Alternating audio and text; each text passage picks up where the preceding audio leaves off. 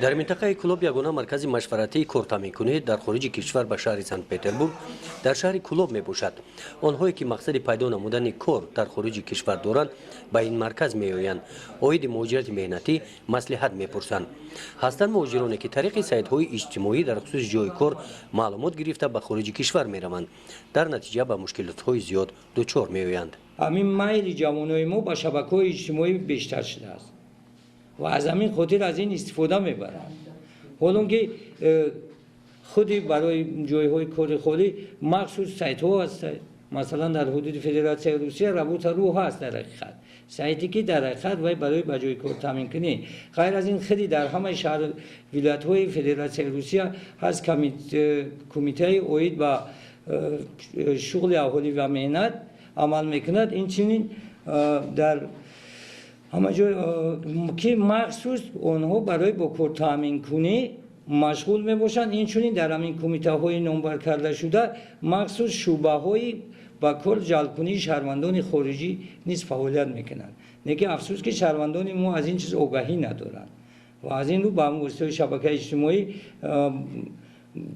با خاطر آنکه جای کار پیدا کنند باعث آن میگردد که وقتی گویم خرید فروشی آنها میگردند. در این مرکز گفتند که بسیار آدمانی هستند که با همین راه به خارج کشور رفته برگشتند. ساکن شهر کلوب دالر قاسیموف یک ماه پیش از مهاجرت مهنتی از جمهوری قزاقستان برگشت. به این مرکز نزد ما آمده از سرگذشت خود که در مهاجرت عذاب و شکنجه کشیده بود با قهر و غضب و احساسات گپ میزد. اینجا وعده کردن که میره 4 روز پس $500 آوانس تون بدن. بعد 15 روز بعد $1000 تون بدن. در گوشمون لبشه غدار وشید کردن بردن. خیلی که رفتیم خیلی 4 روز یک هفته استودیم نه $100 خدای جانی شان ندیدیم اوقات سوز شان ندیدیم. همین شگرانه خدا که ما دامی جا بحثری میخریم ده اوقات خانه را ما یک ما رفتیم دیم گروپا یکم گروپا رفتگی اولی کاردا نبرآمد تو یک مورا بردنشون همونجا گانیا چون کستانه اولی کاردا نبرآمدشون. بعد دیم گروپا که ما رفتیم یک هفته پس استودن تو یک هفته را استودن دان همونجا به غرض 7 روزی که رفتیم در یک هفته در رفتیم یک هفته دیگه رفتیم در اونجا استودیم. دلیر مرتبه اول با مهاجرت مهنتی مقصدی سفر کرد. او به این مرکز اومده خود رو نامنویس کرد و باید به شهر سنت پتربورگ میرفت. بعد اون که در دیگر جو دیگر آدمون با او پول کلان وعده کردن او قزاقستان رو انتخاب کرد. دلیر و دیگر همسفرانش رو به شهر استانه بردند. دلیر همونجا فهمید که آنها رو فریب کردند.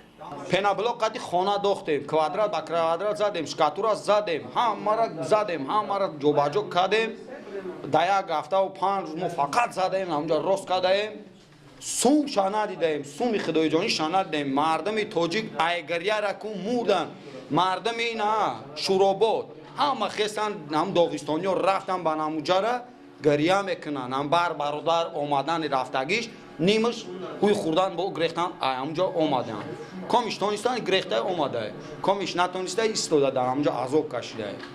مچید با مچید رفتیم که ما را یاردن بتین ما را سون بتین بگیرین ما را روی کنین که عذاب با ایتاری پس هیچ که گپ مونه بعد داد جارمون هیچ که کو نرسیده. عموما بهتر خوبتر میشید که با این اعلان ها یکمش که توجه ظاهر نمیکردن.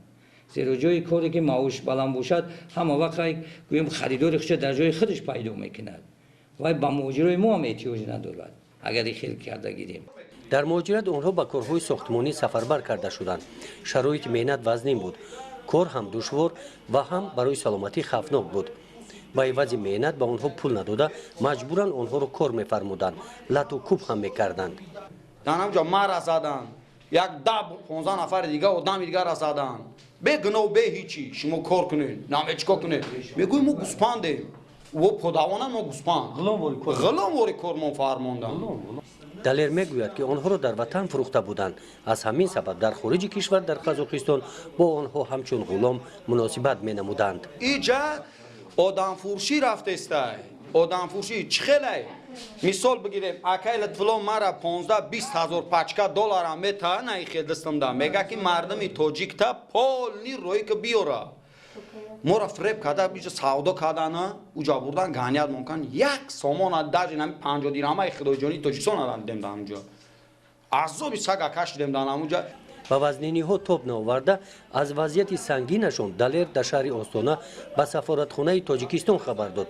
бо дахолати сафоратхона онҳо аз ғуломӣ раҳоӣ ёфта баъди 1.5 моҳ ба ватан баргардонида шуданд.